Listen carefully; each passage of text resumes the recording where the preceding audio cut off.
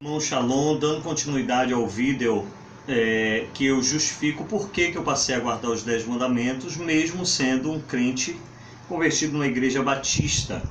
Eu quero dizer para os irmãos, antes de tudo, que a minha interpretação da Bíblia, ela tem por objetivo trazer harmonia de interpretação entre o Velho e o Novo Testamento.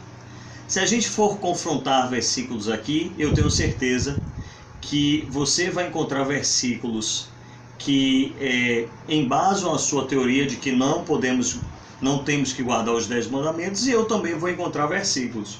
Por isso, se eu citar algum versículo, vai ser sempre no sentido desse versículo trazer uma harmonia de interpretação. Eu gostaria, de fato, de discutir a questão do tempo da graça. O que é que nós aprendemos? Olha, para desconstruir não é fácil. Eu te peço que faça como eu, busque conhecimento, mas busque em oração também. Peça que Deus te revele aquilo que de fato é a verdade. Veja, eu não estou dizendo que a verdade está comigo, eu quero que você busque de Deus o que de fato é a verdade.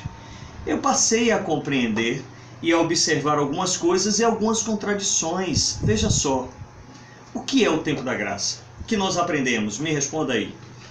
Vou lhe dar um tempo. Responda para você mesmo o que é o tempo da graça.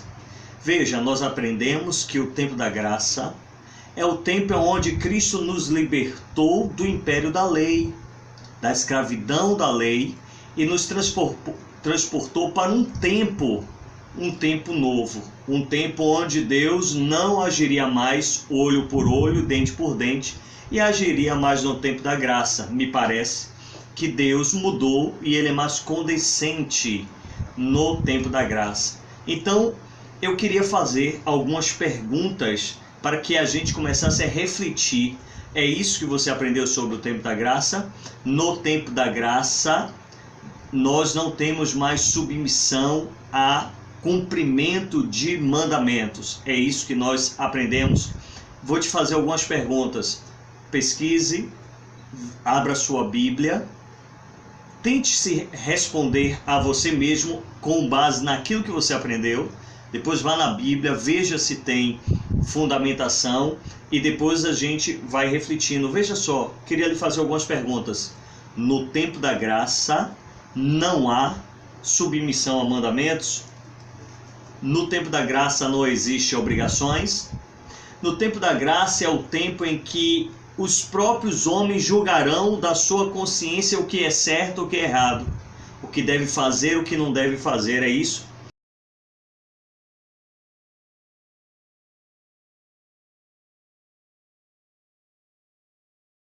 Então, no tempo da graça não existe submissão a mandamentos nenhum.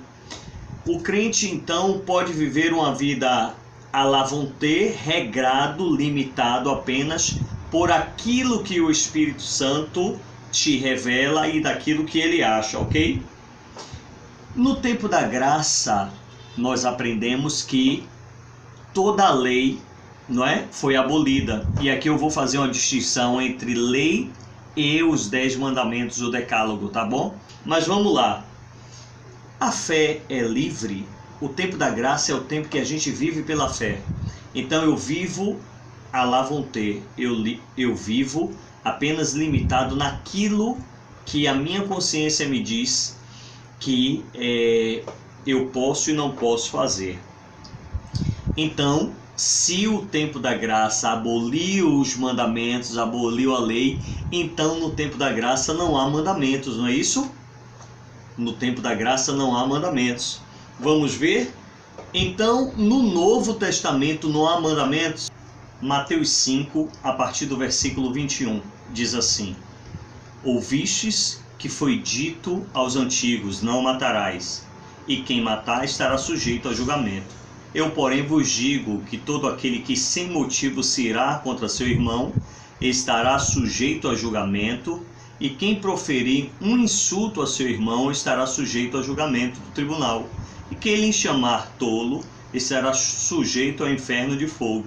Se, pois, ao trazeres ao altar tua oferta, ali te lembrares de que teu irmão tem alguma coisa contra ti, deixa perante o altar a tua oferta, vai primeiro reconciliar-te com teu irmão, e então, voltando, faze a tua oferta.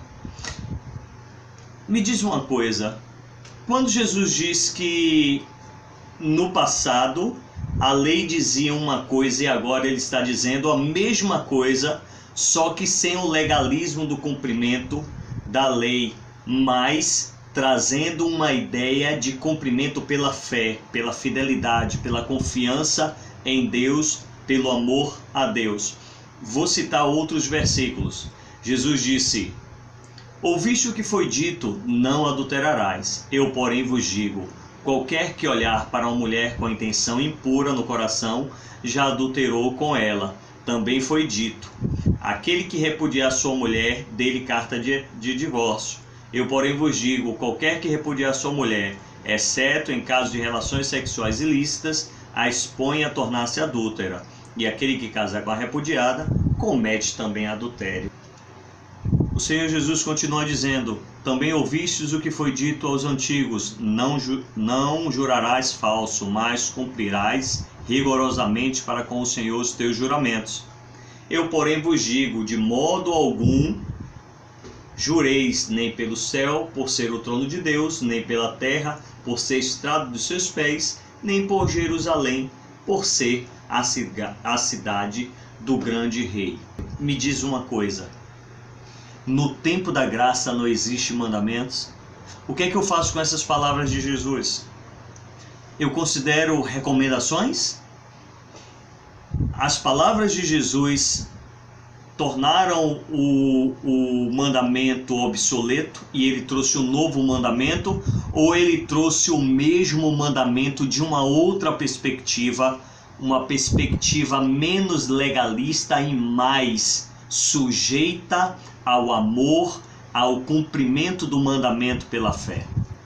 Por todos esses versículos a gente começa a perceber que aquilo que foi ensinado sobre o tempo da graça não condiz com essa forma de ensino, com esse entendimento quando a gente traz de uma maneira geral o entendimento sobre graça.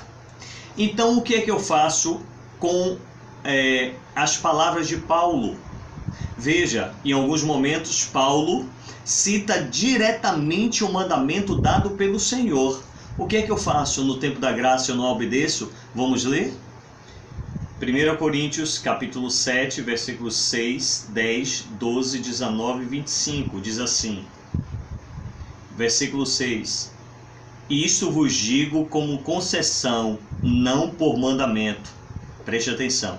E isto vos digo não como concessão, e isto vos digo como concessão, e não por mandamento. Reparem, versículo 10. Ora, aos casados ordeno não eu, mas o Senhor, que a mulher não se separe do seu marido. Versículo 12. Aos mais digo eu, não o Senhor, se algum irmão tem mulher incrédula e esta consente em morar com ele, não a abandone. Versículo 19. A circuncisão em si não é nada, a incircuncisão também nada é, mas o que vale é guardar as ordenanças de Deus. Versículo 25 diz assim, com respeito às virgens, não tenho mandamento do Senhor, porém, dou minha opinião como tendo recebido do Senhor a misericórdia de ser fiel.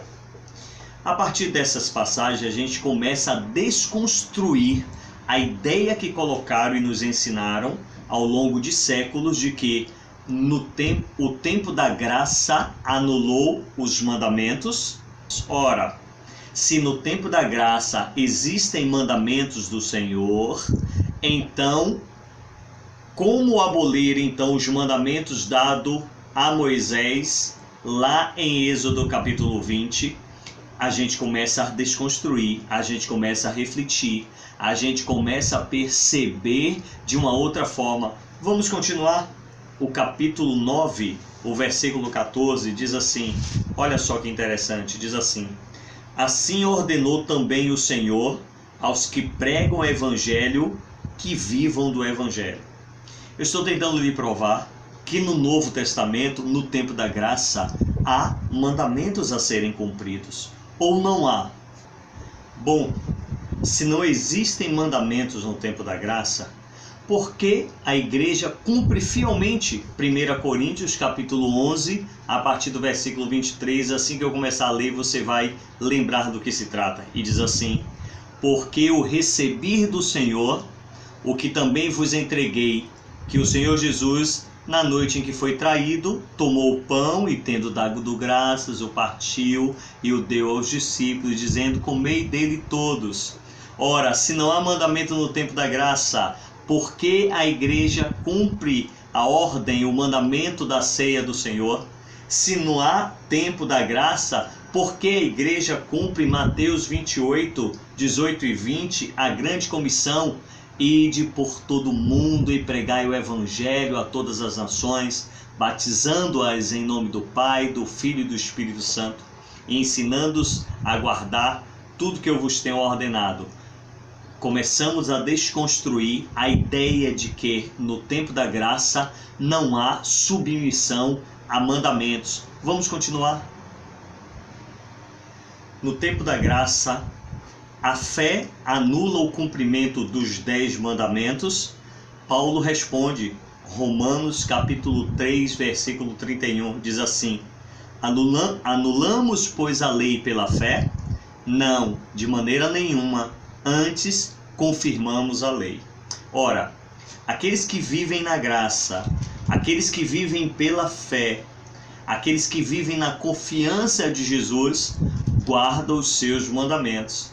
E aqueles que guardam os seus mandamentos são verdadeiramente os seus filhos e são aqueles que se diferenciam do resto do mundo, que não cumprem a palavra do Senhor e não guardam os seus mandamentos. Vamos continuar com a discussão.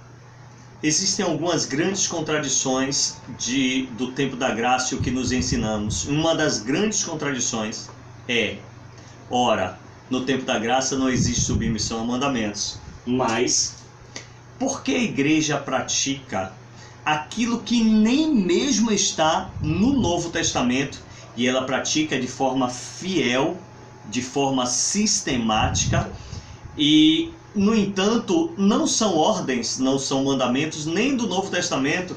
Vamos a eles. Vou lhe dar alguns exemplos. Por que celebramos o Natal? O Natal não está no Novo Testamento. E por que celebramos? E celebramos sistematicamente, religiosamente, porque instruímos e ensinamos a igreja a ser fiel nos seus dízimos. Se o dízimo não é uma doutrina do Novo Testamento, por que instituímos alguns ministérios na igreja quando a Bíblia é clara em dizer que Deus deu uns para apóstolos, outros para profetas, outros para mestres, outros para doutores, outros para operadores de milagres e assim em diante. Mas nós instituímos ministérios que não existem na igreja. Será que era para agradar os homens? Ora, nós instituímos também aquilo que não está no Novo Testamento. Quer ver um outro exemplo? Preparação para o batismo. Não é doutrina do Novo Testamento. Uma outra coisa: comparecer à igreja religiosamente aos domingos de manhã para a escola bíblica dominical. Não é algo que foi instituído pelo Novo Testamento, mas espera lá.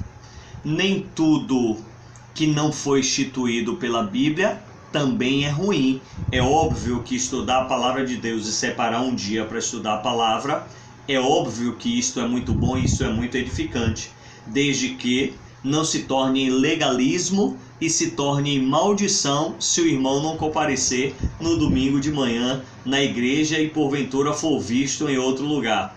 Tá certo?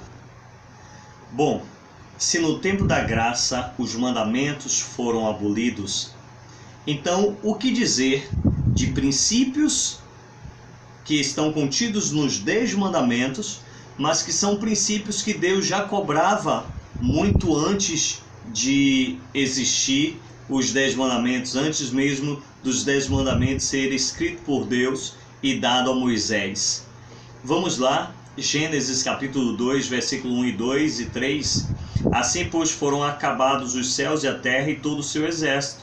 E havendo Deus terminado no dia 7º a sua obra que fizera, descansou nesse dia de toda a sua obra que tinha feito. E abençoou Deus o dia 7º e o santificou, porque nele descansou de toda a obra que como Criador fizera. Veja, Deus estabeleceu um dia para descanso. E é este princípio que dá base ao 4º mandamento no Decálogo, nos 10 mandamentos. O que fazer quando o princípio consta antes mesmo da lei? Ora, no tempo da graça foi abolido a lei, mas e o princípio que constava antes da lei? O que fazer? Esse é o princípio do 4º mandamento. Vamos para outros princípios? Gênesis capítulo 4, versículo 4, diz assim: Abel, por sua vez, trouxe das primícias do seu rebanho e da gordura deste agradou-se o Senhor de Abel e de sua oferta. Ora, não havia mandamentos. Como que Abel sabia que uma oferta agradava ao Senhor e a outra oferta não agradava ao Senhor? Se não havia lei e não havia mandamentos, porque o Senhor condenou Abel, dizendo assim: E disse Deus: Que fizestes? A voz do sangue do teu irmão clama contra mim. Eis agora, pois, maldito por sobre a terra, cuja boca se abriu para receber das tuas mãos o sangue do teu irmão. Não havia 10 mandamentos, não havia um mandamento: não matarás, escrito. Mas, porque Deus está condenando Abel por ter matado o seu irmão? É antes da lei. Vou lhe dar um outro exemplo. Gênesis capítulo 6, versículo 1 e 2 diz assim: Como se foram multiplicando os homens na terra e lhes nasceram filhas, vendo os filhos de Deus que as filhas dos homens eram formosas, tomaram para si mulheres, as que dentre todas mais lhes agradaram. O mandamento lá na frente traz este princípio: não cobiçarás a mulher do teu próximo, as coisas do teu próximo, não adulterarás, e etc. Eram princípios que já existiam na criação.